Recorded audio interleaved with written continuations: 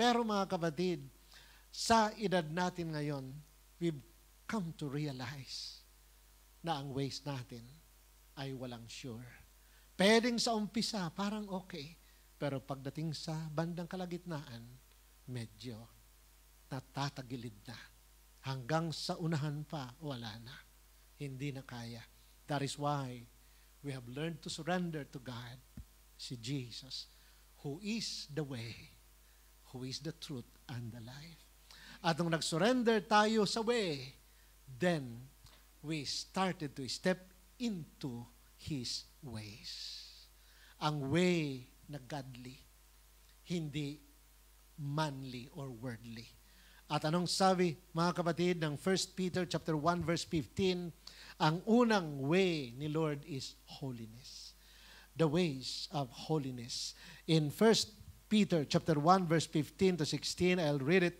Ang sabi ng Bible, but just as He who called you is holy, so be holy in all you do. For it is written, be holy because I am holy. Ito ang way ni God. Holiness. Opposite sa worldliness.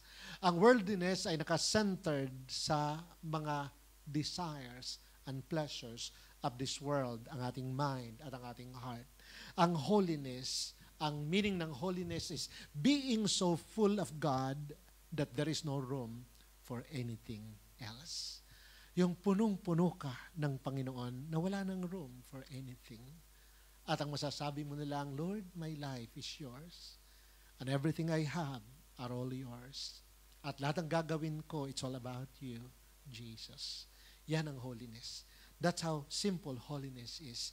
Just complete surrender to God, surrender kay Lord, 100%, Lord, come and take over. Ikaw na po ang pumuno ng isipan ko, ng puso ko, ng buong pagkatao ko. Let your fullness be upon me. Then that's holiness. Yan ang way ni God. Yung tayo matutong mag-surrender. Kaya anong declaration ni Paul? Ang sabi niya, I am crucified with Christ. Ang reminder kay Paul palagi, I am crucified with Christ. Nevertheless, I live, yet not I. Hindi na akong nabubuhay. Napako na ako kasama ni Kristo. Hindi na ako nabubuhay sa aking sarili. Ang buhay na ito ay si Kristo na lamang na andito. At sa magitan ng pananampalataya niya na nasa akin. Kaya si Kristo nang nabubuhay sa life ni Paul. Yan ang way ni God, holiness, being so full of God that there is no room for anything else. Mahirap bang gawin yon? Mga kapatid, mahirap isipin yon. Pero kung a-action na natin, daily, just surrender to God.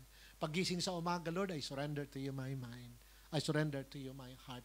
I surrender to you my body, my soul, my spirit, everything are all yours, God. Ikaw na pong mag-take over. Holiness yan. And every day as we do it, you will just begin to enter into that way of God. The way of holiness. Hindi tayo kailangan mag-struggle. Hindi natin kailangan mag-emote na paglabas ng pintuan, kailangan banal ako ngayon. Ang smile ko dapat banal. Ang halakak ko dapat banal. Yung halakak ko lang ay, hallelujah. Para banal. Mga kapatid, hindi yon ang kabanalan. At banal ako dapat na kayo ko. Ako naglalakad, banal ako. Tapos pagtingin ko sa mga tao, banal ako. Hindi yon ang kabanalan. Ang kabanalan is being so full of God. Being so full of God that there's no room for anything else. Hindi yung outward appearance na tayo, suot ng, ang suot banal. Pero sa loob ay punong-puno ng galit at puot. Pero para tayo makalakad sa kabanalan, so full of God, na yung puot hindi makapasok. Bakit? No space.